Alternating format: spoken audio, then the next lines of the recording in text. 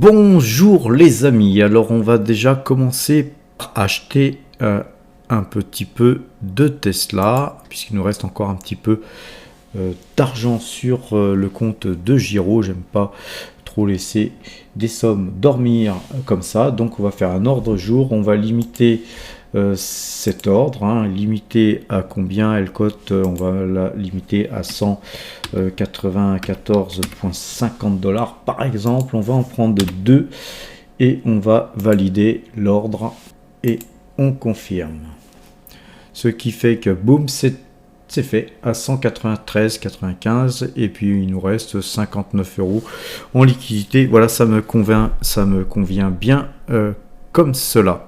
Maintenant, passons à notre tableau concernant l'ensemble de nos valeurs.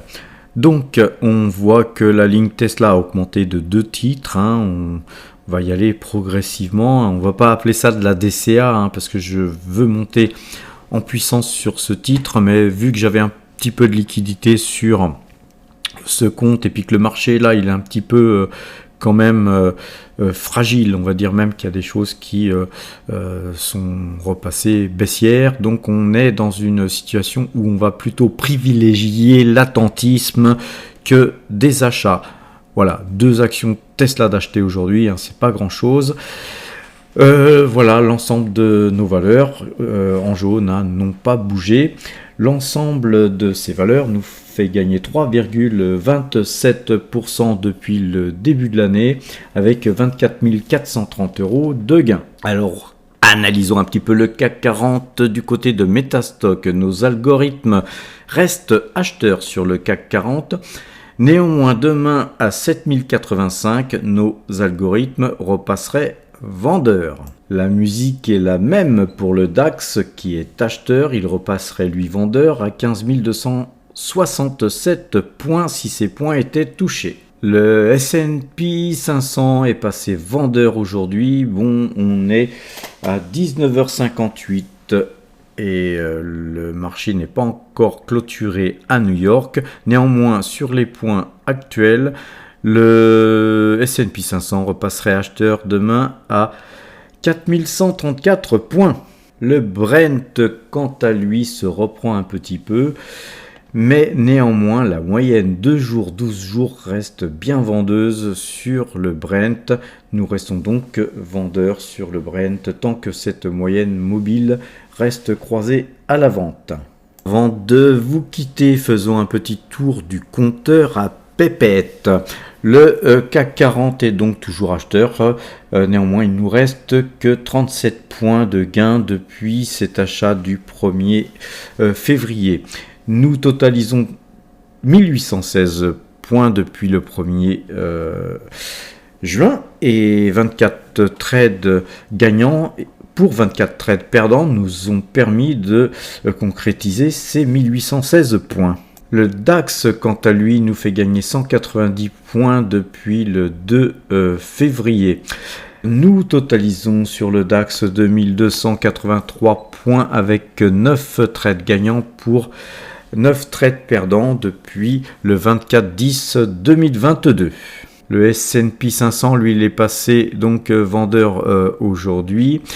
Ce trade nous a laissé 83 points de gain en coupant.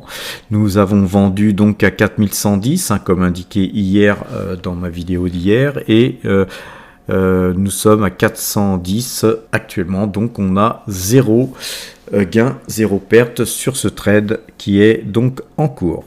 Le S&P 500 nous fait gagner 121 points au total depuis le 2 décembre où nous avons commencé à traiter le S&P 500 et nous avons pour gagner ces 121 points fait 4 trades gagnants pour 6 trades perdants.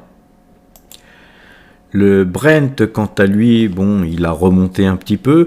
Il nous fait donc gagner jusqu'à la 4,99 pips avec notre vente qui avait été effectuée le 30 janvier à 85,74 puisque nous cotons 80,75. Donc au total, depuis le 2 décembre, le Brent nous fait gagner 9,97 pips. Nous avons, pour effectuer ces gains, fait 5 trades gagnants pour 2 trades perdants. Et donc les amis, l'ensemble des marchés que nous traitons, le CAC 40, le DAX, le SP500, le Brent, depuis, surtout on a commencé avec le CAC 40 depuis le 1er juin, nous fait gagner 4230 points depuis que je vous affiche les points donnés par nos algorithmes. Encore une fois les amis, soyez prudents car les marchés ont beaucoup monté, donc il pourrait y avoir une correction. Et les marchés américains se cherchent. On a effectivement certaines valeurs qui, à mon sens, sont encore sous-valorisées, comme Tesla notamment. Mais il faut être prudent car il pourrait, ceci dit, avoir une petite correction avant de repartir. Et donc, nous faisons en sorte de rentrer d'une manière progressive sur ce genre de titre, et de toute façon nous avons conservé un peu de liquidité pour pouvoir refaire feu sur toute baisse conséquente. Voilà les amis, je vous souhaite une bonne fin de soirée et à demain si vous le voulez bien.